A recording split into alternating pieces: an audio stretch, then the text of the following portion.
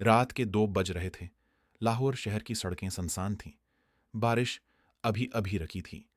ہر طرف خاموشی تھی سوائے ایک آواز کے، ٹھک ٹھک ٹھک۔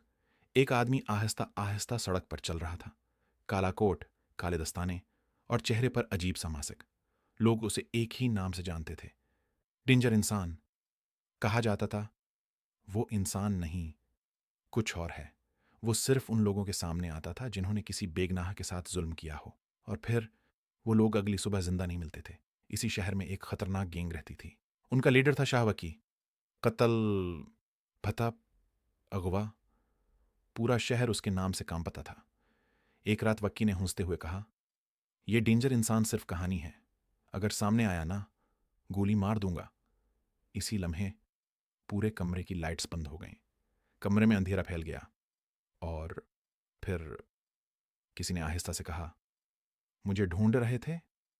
وکی کے آدمیوں نے فوراً فائرنگ شروع کر دی۔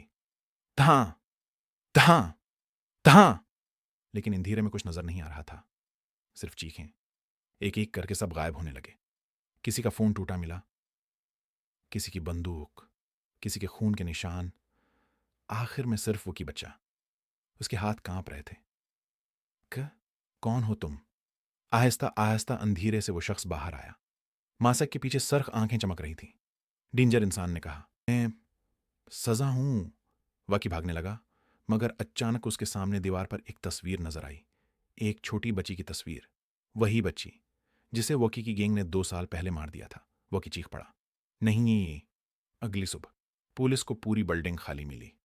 صرف ایک چیز دیوار پر لکھی تھی، ظلم کا حساب ضرور ہوتا ہے، اور نیچے خون سے بنا ایک نشان۔